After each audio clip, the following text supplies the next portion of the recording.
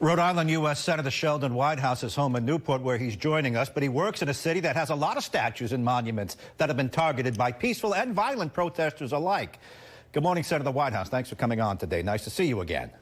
Good morning, Gene. Nice to see you always. Well, what do you think? Does that organization have a right to defend Columbus legally in the courts? That this is an affront against Italian Americans? You can't pit one group against another. What do you make of that argument? I think they certainly have the right to defend themselves, both in the court and if this is a decision that's being made at the municipality, in the city council. I think it's wrong to be vandalizing and tearing down statues. I think that, as he pointed out, there should be a conversation about this. And the conversation takes place where decisions get made, and that's the city council or the state legislature. And we should have this out. These are important conversations, but vandalizing things in the night is no way to go about this. Well, that's what's happening, Senator. It's mob rule. The mob shows up. The mob wants to tear it down. The mob breaks windows, starts fires. And you know what? The politicians capitulate. Okay, take them down, put them in a box, get rid of them. That's what's happening. That's the crossroads we're at. Now, you're a man of law and order. You were our U.S. attorney. You know this subject better than anyone. What are we to do here? I think revert to what we would in my business call regular order. I think it's great if the Providence City Council wants to take up and discuss what to do about the Christopher Columbus statue. And the community should have that conversation and make a choice, and their choice should be honored. But you don't get to go out in the middle of the night and vandalize things. I don't think that's right. That's the way it works, as it should work, but that's not the way it's working. For example, just Wednesday, we had there was a group that wanted to tear the statue down in Providence. They had to have 100 cops around him. There wasn't a standoff. There was no trouble in the end, but you can't afford to do that every night. So, you know, the mayor was, we lost. The statue has been taken away.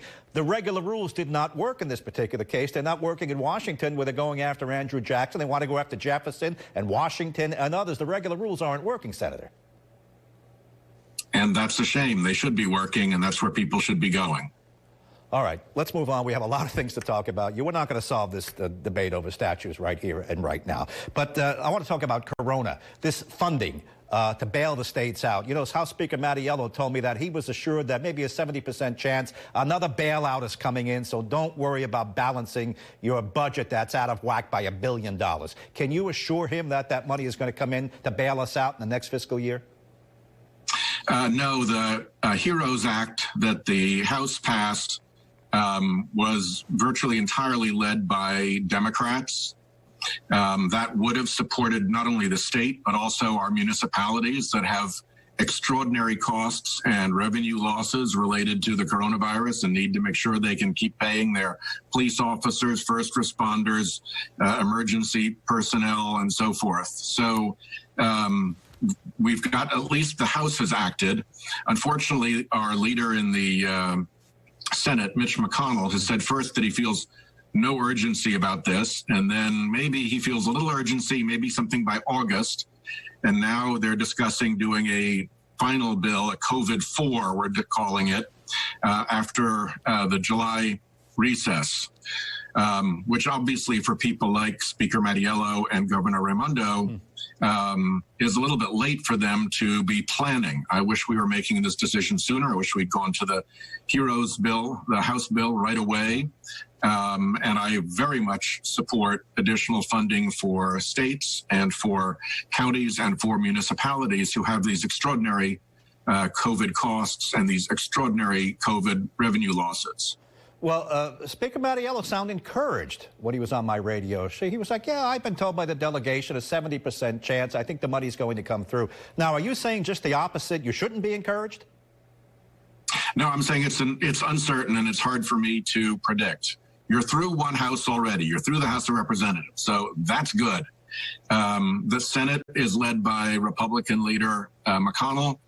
He originally said he wasn't going to do anything, that he felt no urgency. He's now moved. I think he's getting pressure from other states that are now seeing expenses ramping up as COVID hits them. And I think that there is the likeliest thing is that there will be another COVID bill. And I think it is better than even shot that it will have additional support for towns and for states in it. All right, let's go back to the racial unrest. You're working in Washington on a police reform bill, depending on which one's going to get passed. The one on the Senate side didn't get very far. The House is sending over a Democrat-backed police reform plan that Republicans are calling way out of whack. Let me play some criticism from Mitch McConnell and others, and then you can react to that. I know you support the Democratic plan. Go ahead and play, and you can listen. If this is more about campaign rhetoric and presidential elections, then they will not vote yes for this. But this is not about them or us, but it's about those youngsters who today are afraid to jog down the street or get in their car and drive, or the single mom who's waiting at home for her son to get home. That's Senator Tim Scott, your colleague there from the South. I recognize his voice. African-American. He's the point person on this. He put forth a bill. Now, he's a conservative. It was shut down right away. And Nancy Pelosi came out, and the criticism really sounded a little over the line. She said, well, the Republicans are trying to get away with the murder of George Floyd. Did you hear that? And what is your reaction to that? I didn't hear that, and I don't approve of that if that's what she said. But I do think that Mitch McConnell knows perfectly well how to go forward on a bipartisan basis if he wants to. The obvious way to do it is through what we call regular order. Go to the Judiciary Committee, the Committee of Jurisdiction. We actually started hearings already in the Judiciary Committee on this subject. So let that play out. Let us have our amendments. Bring a bill out of committee that got bipartisan support to the floor. Don't jam us on the floor with a bill into which we had no input at all. The other way to do it is to sit down with people who you trust on both sides and put together a bipartisan package that is your starting point on the floor. Either one of those are the ordinary way to get to bipartisan compromise. But what we've seen over and over from McConnell is that he puts a bill that he wrote on the floor and tries to jam us with it in order to force us to vote against it so he can score points. And then if we succeed at stopping him, then he sits down and negotiates seriously. We saw this on the COVID bill. We've seen it on other things. It's this is not our first rodeo with him. And I think he should have gone the decent bipartisan roads that were wide open to him, that he knows perfectly well how to use, of either regular order through committee or set up a bipartisan group to get a bill that starts us off in a good place. All right. Speaking of getting things done, you were on the radio with me a couple of weeks ago, and it came up, Jared Kushner is the way to get things done with the president. You told me you've been over their house. You've had dinner with him, that he has the president's ear. You talk to Jared, things will get done. Now, John Bolton, the former national security advisor, is out with a book basically condemning Kushner's role. He said he's the most powerful person in the White House. Is he to be condemned or to be supported and appreciated? Because if you talk to Kushner, you might get what you're looking for. At least that's been the road you've been down on justice reform and other topics. What do you make of that? Well, he had a very helpful role in the justice reform bill. And the reason that I was over at his house for those dinners was to have bipartisan strategy sessions about moving those bills forward and trying to get Leader McConnell to take them up and try to get them going. So that was a success. And I'm grateful to him for his role in that success. I've also been able to get a few questions answered in the COVID area through him. But by and large, I think that the Trump administration has made a mess of this. And while I have some personal regard for Mr. Kushner, and we have worked together in these areas, I don't think that excuses where we are right now. If you compare where Italy is right now on COVID after the terrible start that they had, with where the United States is right now, hitting new highs day after day after day and new exposures when we've been at this for months, there's just no way you can say that we're doing a good job at this point. And the absence of federal leadership is being felt in all of the states who are fighting to try to keep testing stations open as the federal government tries to close them, who are still fighting for protective equipment months into this because the federal government has not been properly organized about getting protective equipment. So I don't want to give the whole administration a plus because I have a few nice things to say about Jared Kushner. All right, when we come back, I know you're supportive of Joe Biden. He's your man for the White House. I want to ask you if you can really close the deal and win in the end. Senator Sheldon Whitehouse, more when we come back. Welcome back to 10 News Conference. Senator Sheldon Whitehouse is with us for another segment. Senator, I want to bring up your man for the White House, Joe Biden. Is he really up to the job? Because he's being portrayed as a kind of a feeble man who's kind of out to lunch most of the time when he gets out of the basement. What do you make of that portrayal of your fellow colleague? I think the Republican attack and smear machine is trying its best to find ways to damage Joe Biden, knowing what a difficult and challenging candidate they have to defend. They're going on the attack to try to bring him down more to Trump's level. It's obviously not working because every time a poll comes out, you see Biden's numbers improving.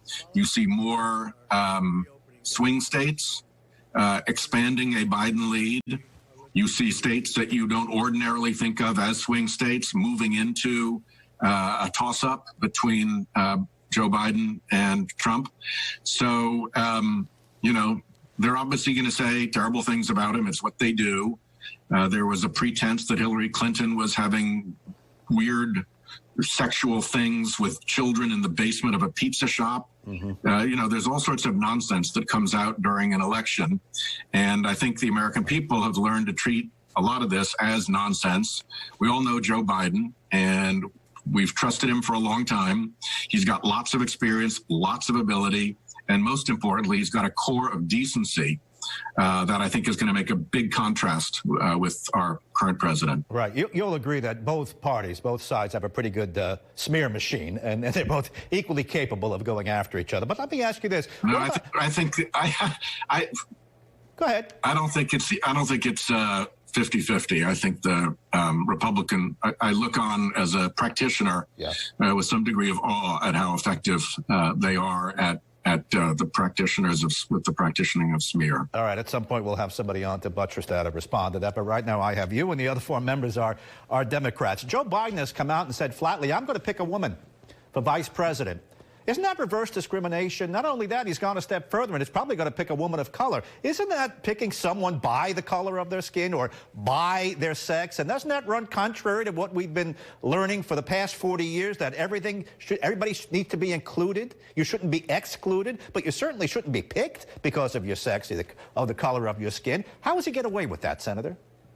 Well, if you look back through our history, at the number of women who have been president or vice president, it's hard to say that there's a whole lot of discrimination going on in favor of women in those roles. No, I didn't say that. I just said that. I think his determination to try to remedy that, particularly when there are wonderfully talented women available, is a signal that we're at a time where we need to change, where this is not going to be an all-male establishment running the White House, and we are going to take a different direction. There is not a shortage of qualified women, and I'm frankly very happy that Joe Biden has indicated that he's going to choose a woman as his vice presidential candidate. I know, but don't turn it around. I didn't say there was a shortage of qualified women. I said by excluding 50% of the population and just saying I'm going to pick a woman. What if somebody said to you, you know, Sheldon, look, you can't run. We never had a woman senator from Rhode Island. You can't run again. We would say, why? Gene, at the end of the day, there's only going to be one person in all of America who's the vice president. Joe Biden gets to choose that person. If he wants her to be a woman, I'm for it. All right, let's move on to more practical things. Constituent service. I know you've helped to secure some money for the Route 46 rehab. That's very important because that's where the rubber hits the road. $65 million coming in for that, other money for telehealth, things you're working on other than racial unrest, corona, and politics. Go ahead. Yeah, this is a job in which you don't get to just do one thing at a time. Years ago, I wrote a law to create a funding mechanism for bigger projects than most of the funding devices allowed. It ultimately got passed into law, and now we've had two Rhode Island projects funded under it. The first was the Viaduct 95 by the Providence Place Mall, where 6 and 10 come in. We got about $60 million for that, and now we have another $60+ million for Route 146. And as everybody knows in Rhode Island who drives 146, that's a road that's very much in need of repair. So this big slug big second slug of federal money will, I think, make that a much more pleasant drive, a much safer drive, and also help with our economy because it's going to put a lot of people to work in building and construction. Right. I know. Yeah, listen, we want to thank you for your work on that. Did you know President Trump put out a press release saying, I'm sending Rhode Island money for the, well, he called it the 246 corridor. He called it 246. I don't know what he meant. It's a small state. Where does he get 246? We only have 146. Well, there is a short stretch called 246, but the corridor is actually 146. But you get the message. Trump is saying, I'm sending you the money, courtesy of Uncle Trump. We'll take it. And I appreciate Secretary Chow, the Secretary of Transportation, awarding us this second big grant. And I've called her and thanked her. And we want more, too. Yeah. Let's just go back what we began. We began with racial unrest. It's enveloping the country. What do you see going forward here? Will this peter out? The appetite to keep going every weekend will peter out. At some point, there will be things gained. You may get a Rhode Island Supreme Court Justice of Color at some point. You may get reform of the Police Officers' Bill of Rights. These are all things that can be accomplished. Where do you see us going? Yeah, I think we've hit a tipping point in our country right now. I think things will change going forward.